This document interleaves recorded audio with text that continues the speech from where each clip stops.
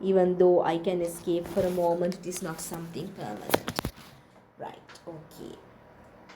Then we will go by line. Oh, for a drought of vintage. So you know the meaning of vintage, right? Referring to something classic, beautiful, right? Even when you just type vintage on either Pinterest or Google, right, you get all these beautiful images referring to something aesthetic, high quality, right? Vintage designs. Yeah, something like this kind of captures the idea of being vintage, very much aesthetic, right? Yeah, pertaining to kind of darker colors, all these nude colors, flowers, all these things. So for a drought of vintage that has been, so it is like when he was writing this poem, he says that he was in immense pain. And do you think it was only physical pain? No, right? Physical pain was there, of course. And also, when you are kind of infected with tuberculosis, what happens to your lungs? Yeah, it affects lungs. That means it is difficult to breathe. So when it is difficult to breathe, it is immensely painful. And also it's like you're fighting for life all the time. You have to kind of, fight to stay alive. So that is there. So then it is physically painful, but also because he was a poet, it is more emotionally painful for him as well. Because he knows the beauty of life. He wants to experience it, beauty of nature, but he is unable to. So in the first stanza, he refers to all this, how he has this drowsy numbness and all these things. We are looking at second, third, and fourth and fifth stanzas, right? So the first stanza is not here.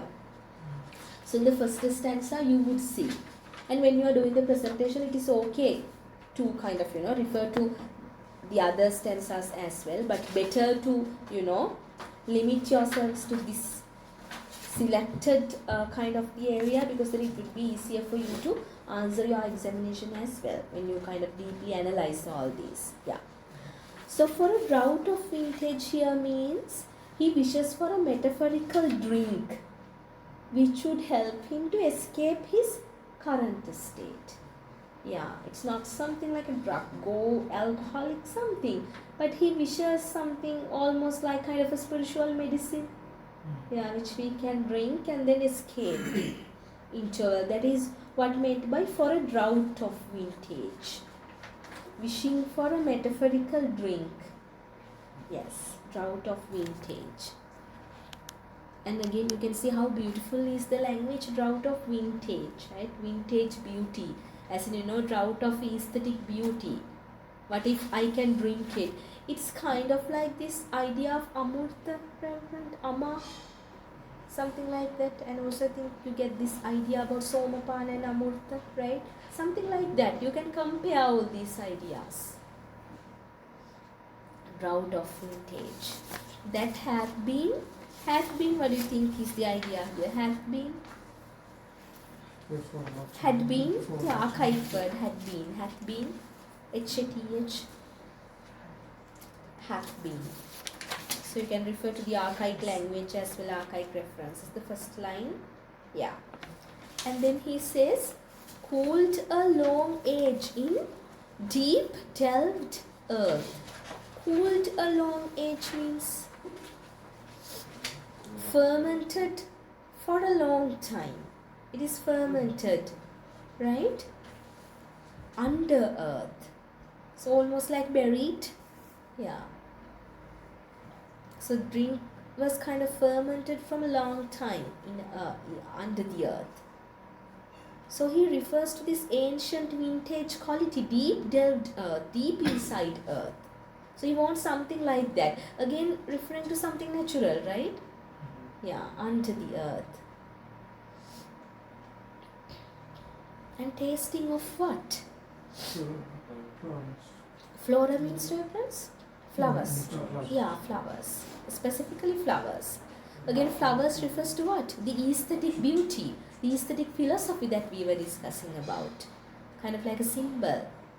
And the country green. It's like, it would carry the essence of nature. Yeah, country green symbolizes nature, essence of nature.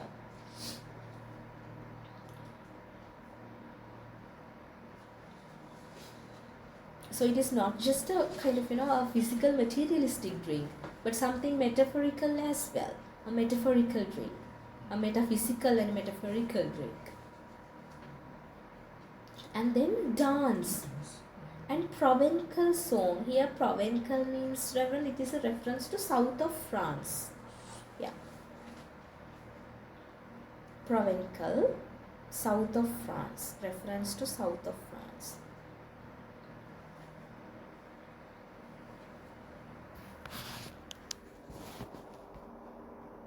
And we need to remember, south of France is again symbolic of being very festive. So there were like, much of festivals, right? And also natural abundance, rich in nature and festivals. So festive nature. Provencal is symbolic of this festive nature. And also again you can say sunburnt mirth. Very strong imagery, strong metaphors. It's like, sunlit merriment. Yeah, almost like you are, sunburnt mirth. And even during these days, people love to get sunburnt, right? It is kind of, connected with happiness. Yeah. When all these Asian people apply, all these sunscreens, but they do the other way around, right? They just come to be sunburnt. Yes. They decide to be sunburnt. So dance also symbolizes what, reverence? The act of dancing. Joy, exactly. That's the answer I was looking for, joy. Joy and also kind of carefree nature. Yeah. Joy, carefree nature, festive nature, and sunburnt mirth. Again, countryside, right? Even when you say country green, there's that idea. Countryside is referred to. And we need to remember this is the age of industrialization. Yeah. And then offer a beaker full of the warm south. Beakers, right? Beakers which are used in, labs, just like not those beakers, but kind of a container, glass container. A very small glass container. Let me show you a beaker. Yeah, just like that, Reverend. They can be of different, shapes. Something like this, a beaker, right? So here a beaker full of the warm south. Again you can see, right? So a beaker full of this warmth and pleasure from south. I told you that this south, Provencal also stands for south, I told you, right? Yeah. So then south stands for this warmth and pleasure, merriment. Merriment again refers to, this immense pleasure. So he is yearning for a beaker full of the warm south.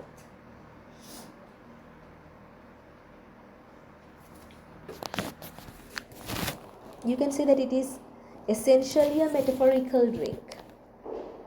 Yearning for merriment, sunlit mirth, warmth and pleasure. And then what is the next line?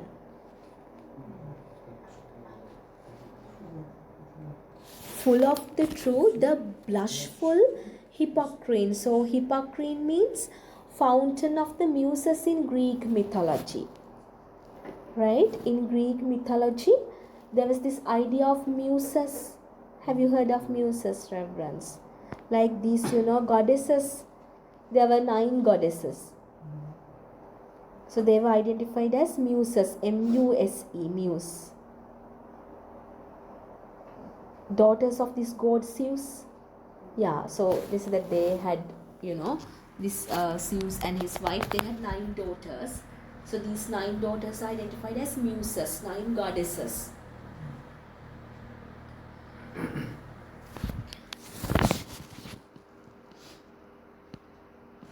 So these goddesses are associated with poetic inspiration, right? So literally, Hippocrene means the fountain of these muses, right? So again refers to poetic inspiration because they are symbolic of poetic inspiration, and also references to Greek mythology. So here you can see, even though this is much after Renaissance, still you can see hints of Renaissance there, because Renaissance is primarily the rebirth of Greek and Roman, civilizations and all this mythology. So again, Keats also refers to these. So full of the true, the blushful Hippocrene. So they are fountain, just like the water fountain, right? Yeah, which yields this poetic inspiration. The blushful, again you can see how Hippocrene is personified. A kind of like blushed, Reverend. The blushed cheeks. When you're shy, they say that your cheeks are blushed, something like that. When you're shy and happy. Yeah. Becoming kind of like taking a shade of light red or pink. Yeah, that. Whether you blush or not, we cannot see because you are wearing the mask. Yeah. True, the blushful Hippocrene, right? Yeah. So he wants this beaker to be full of this Hippocrene, that means just like full of poetic inspiration. That's why I told you this is like a metaphorical drink, something not existing in reality.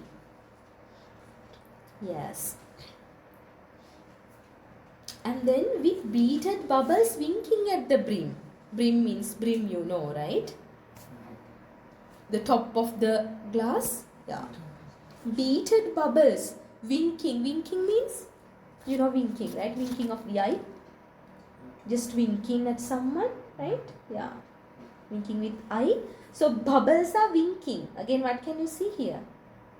Personification. Very good, Reverend. Personification. Beaded bubbles winking at the brim. Kind of a very happy drink, right? Yeah.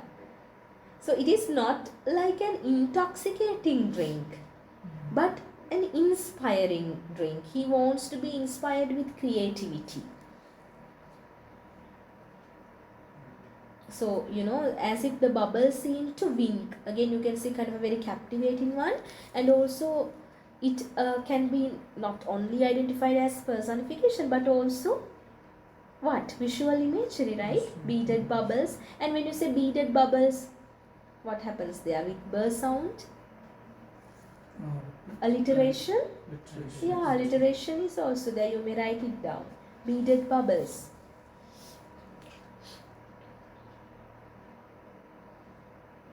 It's like, she sells seashells on the seashore. Yeah. Beaded bubbles. And also, the burr sound is kind of repeated. Blushful, brim. The sound is repeated throughout. Yes. And then the purple stained mouth. That means this drink is purple. And the mouth is stained purple now. Again, visual imagery. Right? Yeah. This must be wine. Can be, Reverend. But again, you cannot say so. Because here he says that, drought of vintage.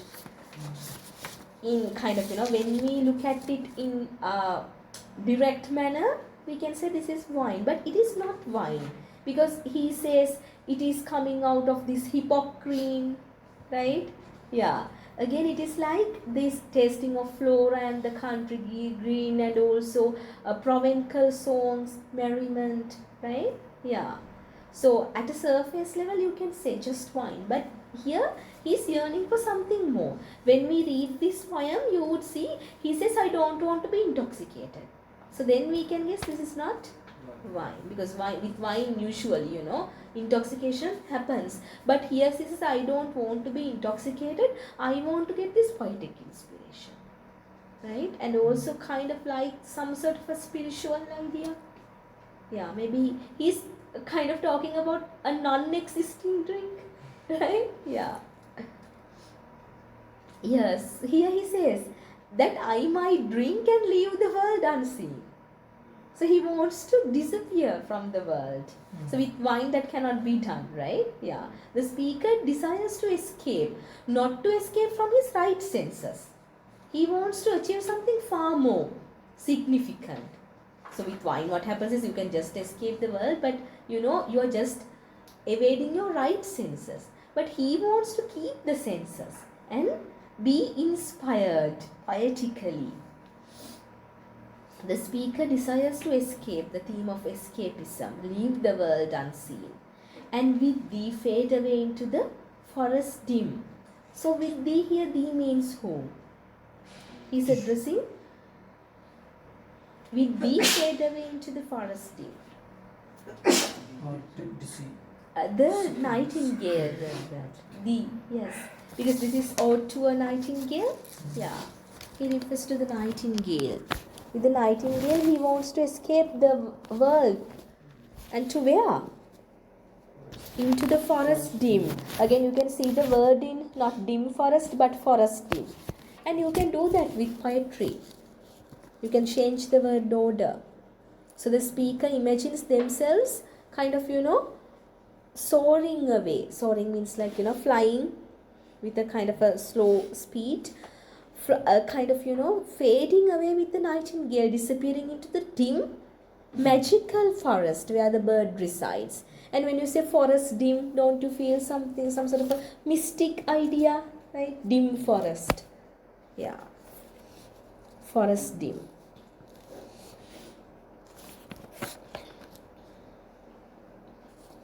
And then he says, fade far away. He wants to be faded literally. Faded from the reality. Fade far away, dissolve and quite forget. Not just fading, but also dissolving and forgetting. He wants to forget everything. And specifically forgetting his physical pain and emotional burden, emotional pain. Theme of escapism. Quite forget. What thou among the leaves? Now who is this thou among the leaves? Yes, nightingale. It's nice, right? Thou among the leaves. So very beautiful visual imagery. So he wants to forget the troubles and vanish from the world of pain, because he's literally living in this world of pain. And thou among the leaves has never known. So there's something that this nightingale has never encountered. He has never known. So let's see what is that. The weariness, right? He's immensely tired. So his physical tiring you can see here. The fever, right? Literally his sickness, and the fret, physical and emotional burden of human life. His stress, exhaustion, right? Anxiety, all these things. So the bird doesn't know about all these stuff.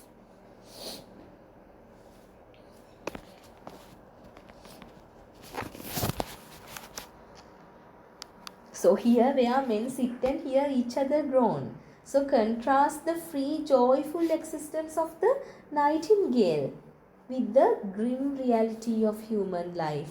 Men just sit and hear each other groan, right? They just complain. So this is a reference to human world. Here is a reference to human world where men sit and hear each other groan. They just, talk about the frets and the worries of human life. That's what they do.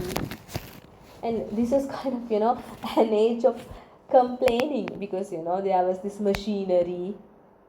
Human life was not easy at all, right? People had to work, tire day by day, right?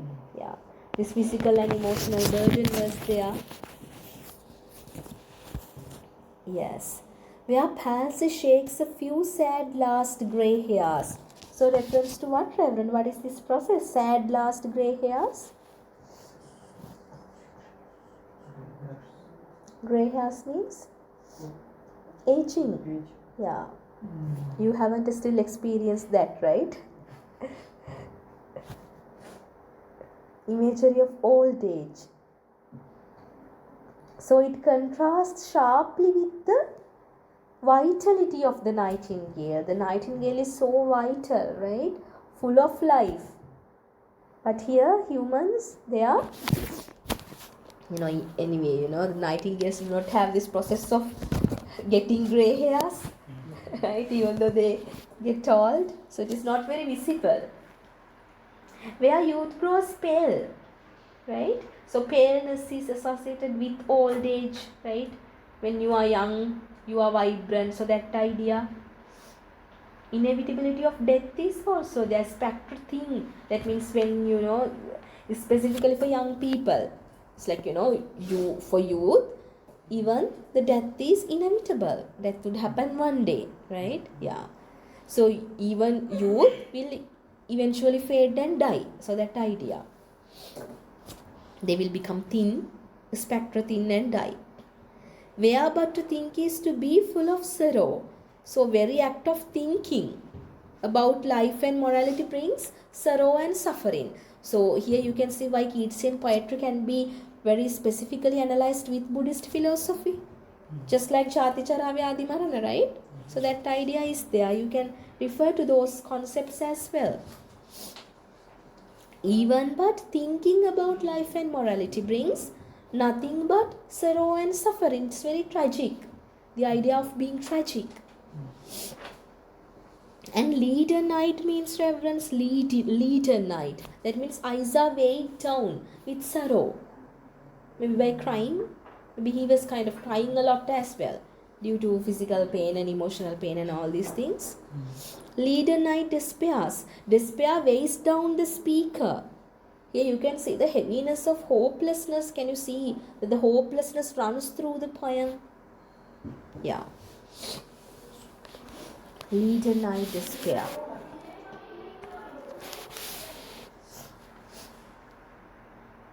Where beauty cannot keep her lustrous eyes, even beauty eventually fades in the face of time and death.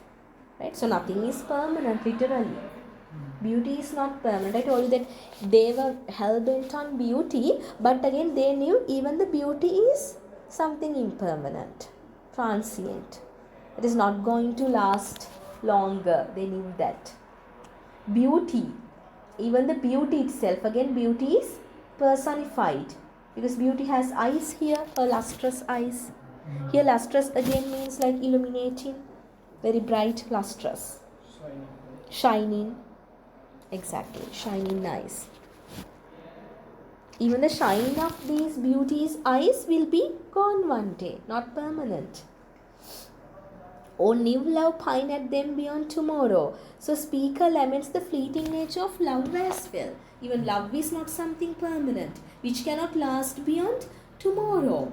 There will be new relationships, right? So it's about, it is even not something permanent. Ephemeral nature of humanity, fleeting nature of humanity, changeability. And then away for I will fly to thee. What can you see as a literary technique there, reverence? Away. Repetition, yes, repetition. And also direct calling to the bird. Repetition plus direct calling.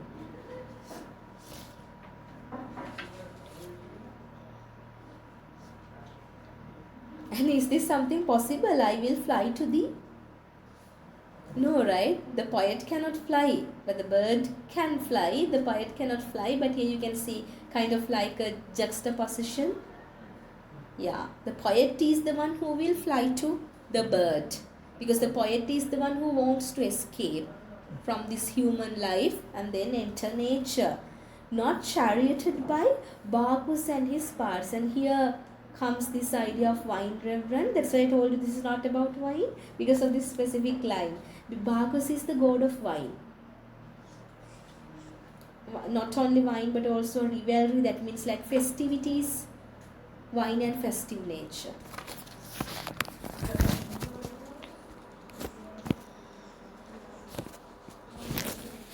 So, parts here means leopards, because there's this idea that god Bacchus is always coming with his leopards. His drivers are leopards. Just like this, God Gunner has rat as his vehicle, something like that. This again reference to Greek mythology. You can see hints of Renaissance even today in contemporary times. And he wants to fly or escape to the bird, not charioted by Bacchus and his parts. What is the idea here, Reverend? He doesn't want to be charioted. He doesn't want to be associated by the god of wine. That means he doesn't want to be intoxicated. Right? Yeah, because this was a time where drunkenness had kind of, when people get drunk, right? All these negative stuff are happening, and there was this criticism over that because people were working hard, tired, and then at the end of the day they used to be intoxicated and then go home and hit wives and kids. So such negative influence was there about intoxication. So maybe that's why, right, he doesn't want to be intoxicated. But on the viewless wings of poesy. What is poesy here? Poesy is an archaic word for something Yeah, exactly. Poetry. Poesy means poetry. When we read this poem, we think how poor we are. Oh, no, Reverend. It is because of the language. Yes. That's how they used to write. So Keats is like, always one of a kind. Right? Yeah. I don't think no one would, surpass Keats. No matter there are, so many awarded poets. That's my personal opinion, right? So the language is so beautiful, right? Even when you compare this with Wordsworth and Coleridge. So even Coleridge's poems are much easier. Can you remember last week we did and even Wordsworth's one? Yeah. The last one we did with Wordsworth, My Heart Leaps Up, kind of, daffodils and all these. Simple poetry. But, we should not downgrade them because they were the pioneers. But Keats was like this gifted person, gifted poet. Yeah, you can see his language. Not charioted by Bacchus and his parts, but on the weaveless wings of poesy. Very beautiful language. Weaveless wings. And here weaveless wings, again very beautiful, right? The wings are there, but you cannot see them. Weaveless wings. And that's what poetry does to us, reverence, right? Poetic imagination. Yeah. When we read these poems, we are also on weaveless wings. Yeah. So instead of wine, he selects poetry. So which will lift them to the nightingale's realm through imagination. And again, there's some sort of a criticism through the dull brain perplexes and retards. So human brain is identified as something dull, right? Not superior to nature. Dull brain perplexes and retards. Almost like a retarded state, right? Kind of human brain can be dull. So it's like it clouds and hinders creativity, something like that. So you don't have much clarity in human brain when we compare it with poetic imagination, which is yielded by nature and artistic expression. Yeah. So he selects poetry as the path of escapism. And this was a time where intoxication was also there.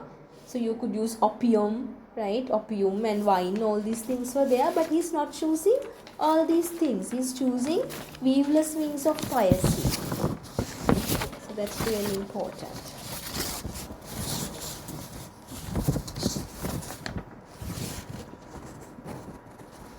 Yeah, and then already with thee, that means already he is mentally with the nightingale.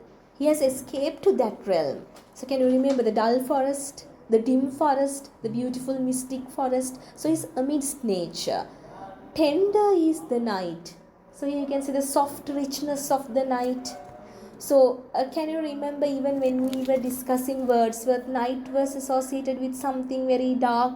But here, tender is the night. So he sees even the beauty of night. Even though night was considered as something, violent and dark and, immoral by most of the poets, he's identifying the beauty of everything. So he's escaping from this sorrowful reality. Yeah, visual imagery and also personification, exactly. And the queen moon, do you feel this royalty when you say queen moon, right? Not just the moon, but the queen moon. Yeah, royal figure, and royal and in a way ethereal as well, much above the earth, right? Yeah, moon is anyway above the earth, but also making it much more ethereal.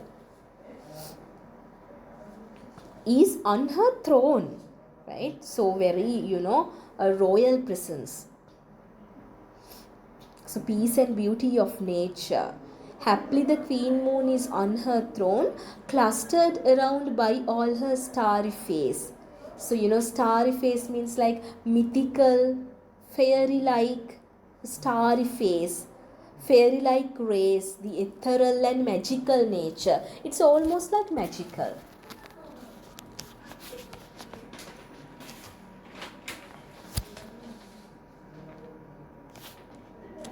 But here there is no light, but in this human realm there is no light.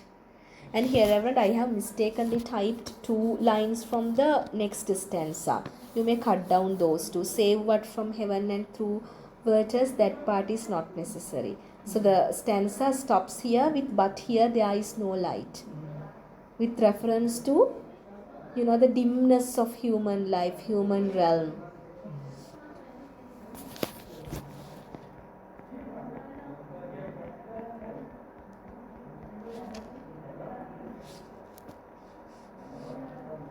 Any questions from this one, reference? Yes, deep meaning and also the words spiritual and also related to Buddhist philosophy largely. It won't be very easy to study, right? Learn by heart all these lines. We had this for A level, so true, Nightingale. Only this one.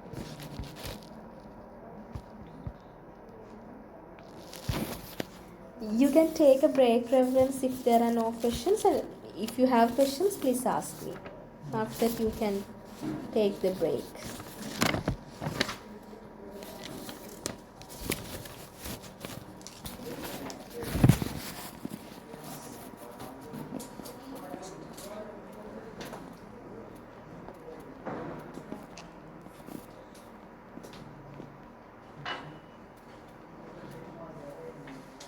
Yes, sir.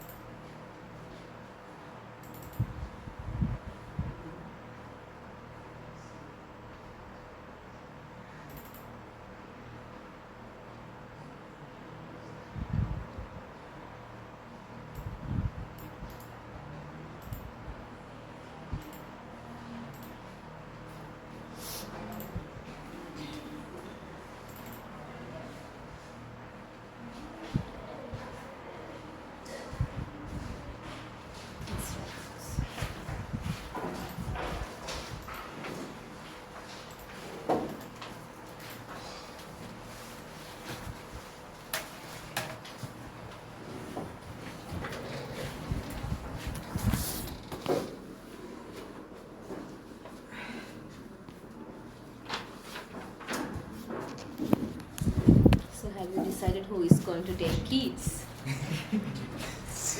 Him.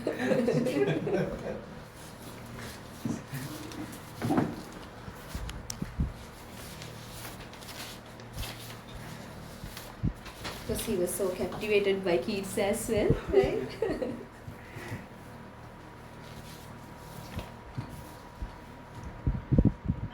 Okay, so then we can start Ode on a Grecian Urn. So here Grecian, what does that refers to? Reference. Grecian.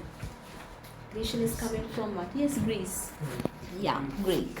So Grecian refers to Greece. That means coming from Greek rose. Yeah. So let me show you an urn first.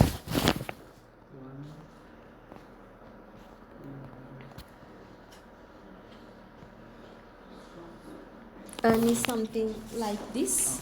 Yeah, very much decorated with a very vintage aesthetic presence. Yeah. And you know that Greeks were also bent on all these, aesthetic decorations. So a Grecian urn is something very pretty, you can see. So here you can see, Keats mentored it to write a poem to an urn, right? You can see how much he considered about the beauty of little things. Yeah. So here again he talks about the timeless nature of art as represented by an ancient urn, because when you say Grecian, it refers to this Greek and Roman period, specifically Greek period, because during the Renaissance there was this Greek and Roman revival, right? Yeah. And I told you this is much after Renaissance. Especially means these are used for storing the ashes of king. Yes, Reverend, exactly, yes. So all these historical roots are coming back here, yes. So the urn's images capture moments of beauty frozen in time, right? So when you see all these Grecian urns, you see they are very much decorated with, can be with historical details. Yeah. So here you can see some Grecian ones. So here historical, recollections are there. Maybe about ancient fights, arms, right, battles, all these things. And some are engraved like this. Here you can see, right? Not just painted but engraved. So they were very much about, artistic expression in a way. So again, that shows the timeless nature of art, because still you can enjoy. Even in this year you can enjoy that art. It is still their preserved, timeless nature. And also moments of beauty frozen in time, because they are, almost like frozen with that artwork, offering a stark contrast to human mortality, because we are mortal. We cannot be preserved like that, right? Yeah.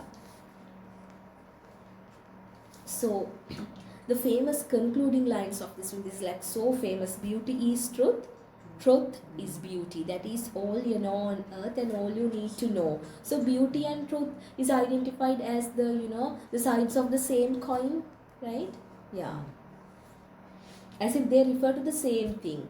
Truth equates beauty and beauty equates truth. That idea was there. So it highlights Keats' belief in the profound interconnection between aesthetic beauty and philosophical truth. We discussed this, right? So the philosophy was primarily aesthetic philosophy. Beauty and philosophy and truth, all these are interconnected.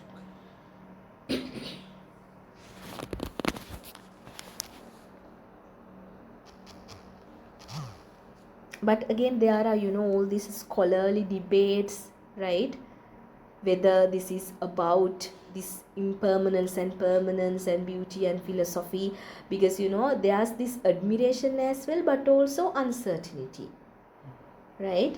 Because on one hand this can be identified as permanent, but do you think an urn is something permanent? No, right? So in a way that you can see permanence and impermanence can be seen at the same time. Permanent in the sense, the ancient art is frozen in time. In that sense, you can say in a way it is, frozen. It has not changed. It is still there, but again this would be, changed one day. It can be broken one day. That idea is also there. And also, via this poem, he touches a lot of spiritual realms. And also talks about poetic inspiration. How does he start? Heard melodies are sweet, but those unheard are sweet. You can see how beautiful is his language and also this thought, right? Heard melodies are sweet. Heard music. What we have heard is sweet, but those unheard are sweeter, right? Yeah, so that means art and also music, can only be felt in the mind is even more stronger, even more sweeter. than the heard melodies. So this is like an unpopular opinion, reverence, right? So the popular opinion is heard melodies are sweet, but here he says unheard are sweeter. Yes, the unpopular opinion always Keats is going for the unpopular opinion. Yes, soft pipes play on. Here reference to the pipes. Let me show you.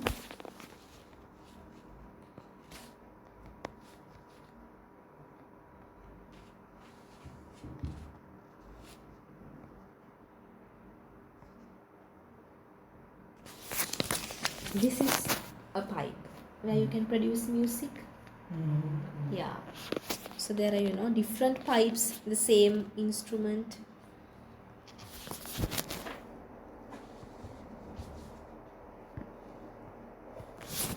Yes.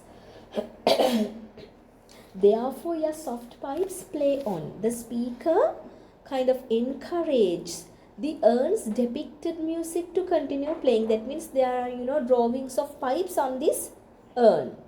Right? Is that clear, reverence? Just the drawings. So, he is talking to them as if they are alive. Yeah, kind of eternal, uninterrupted beauty.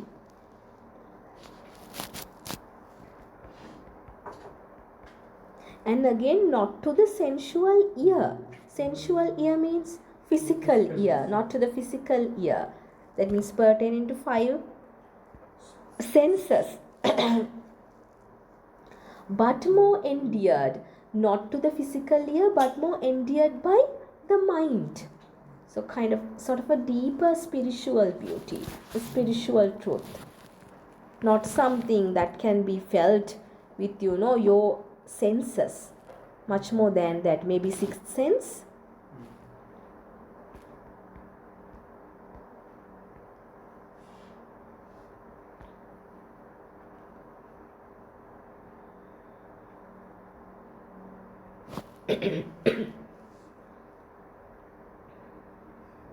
Pipe to the spirit ditties of no tone. That means the songs do not have tones. That means the spiritual music do not have tones. That idea. When something is spiritual, the tones of spiritual music, they do not have tones. Even though you can refer to them as tones, they are not tones. That idea. It's something spiritual. Not something that you can feel by your senses.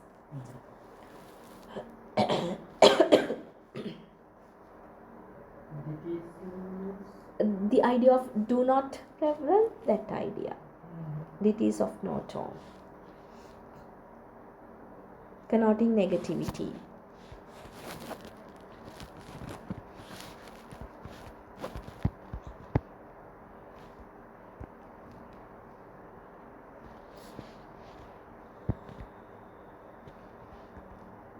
Yes. And then fair youth. Again, this fair youth is on the urn. So this youth is frozen in time on the urn, right? Fair youth beneath the trees. So here you get the visual picture, right? Which is painted on the urn. There is this fair youth sitting beneath the trees. Thou cannot leave thy song. He is unable to escape from this urn, right? He is frozen in time. No ever can those trees be bare. And again you can see how beautiful is the language. So this youth on the urn is frozen in time. He is unable to stop playing his music, right? And also again about trees. Those trees will never shed their leaves because again they are painted. But he's talking about them as if they are alive. Yeah. So no ever can those trees be bare. Again you can see how beautiful and complex is the language, right? Yeah, without just saying the trees are not, without leaves. No ever can those trees be bare. Those trees cannot be without leaves. They are always rich. Always having this picture of greenery, right? Yeah.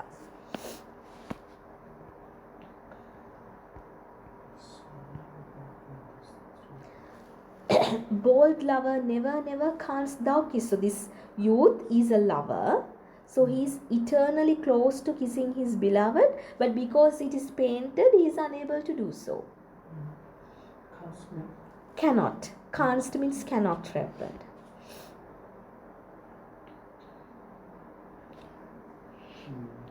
Yeah, thou whining near the goal yet. So you are unable to fulfill your goal, right? Because you are painted. But do not grieve means don't be sad. Do not grieve.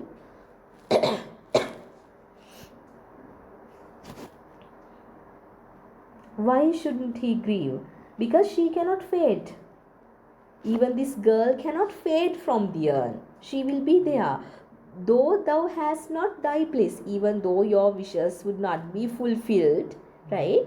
Forever will thou love and she be here, fair. That means lovers' love will never die. So the concept of love would never die. And also she be fair means on one hand the love will always be fair, love will be there, and also she will always be beautiful. Fair is another word for beautiful in kind of archaic context. So kind of preserved in this ideal monument. They will be preserved in this. As if everything has, come alive.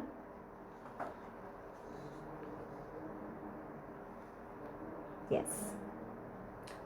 And happy boughs. Here boughs means main branch of a tree. Bough refers to the main branch of a tree. So here still he refers to the engraved painting. And these branches cannot be shed. Happy boughs that cannot shed. Again you can see the idea of permanence in a way. But again there's this slight hint that this is also impermanent, but again it is frozen in time. Yeah, that idea. Much more than being permanent. That's why I told you that there's this scholarly criticism about this poem, whether this talks about the permanence of art, and also on the other hand, even though it is frozen in time, it won't be permanent. But via your poetic imagination, you can make it alive. That idea. Yeah, that cannot shed your leaves. The trees are unable to shed their leaves. No ever bid the spring adieu. Again, what is the idea? They have to remain in eternal spring. Yeah. Eternal. Eternal. What is the word, Reverend? Adieu. Adieu means you are bidding a goodbye. Bidding? Yeah, bidding goodbye. That means you are just separating from something. Bidding adieu. Literally bidding goodbye. Nowadays you use that phrase, right? Bid goodbye. Likewise, those days, bye was adieu. Yeah, goodbye was adieu. You are bidding goodbye. That means you would never be able to say goodbye to spring. So here again you can say some sort of a juxtaposition, because this must be a good thing, right? Eternal spring is identified as something positive, something good, something rich. But here it's like, that cannot shed your leaves, no ever bid the spring adieu. Can you remember we discussed something like oxymoron, Reverend? When two contrasting emotions are put together. It's like he's talking about something very positive, but as if it is a restriction. And also, that what if our lives were like, eternal? Then life would be very difficult, I guess, right? When you are unable to die. So some people say that immortality can be a curse, right? When you are stuck in something, it is because the changeability of life is what makes it beautiful, right? If everything was permanent, it would be very monotonous as well. In a way, right? You might not agree sometimes, but again, when you think of it in that way, the changeability of the state of anicca is what makes it beautiful in a way. Beautiful and sad at the same time. Yeah. So it's like that. So you're unable to bid adieu to the spring. And then happy melodist unwearied. So here melodist means this fair youth, the musician, young musician.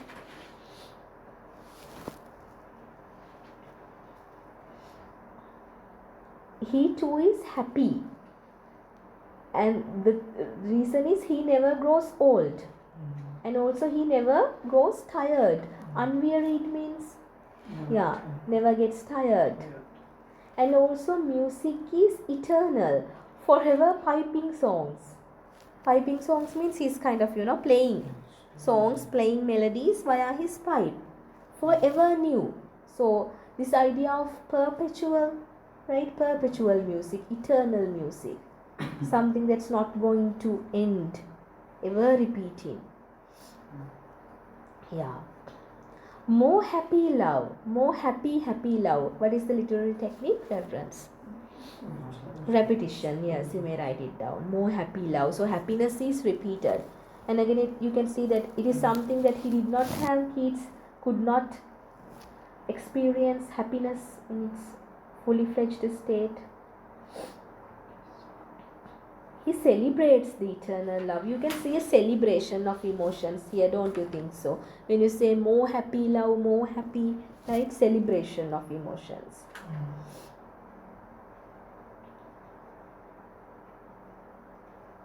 So again you can see, unlike real love which is fleeting and painful. Can you remember that reference to love which we had earlier?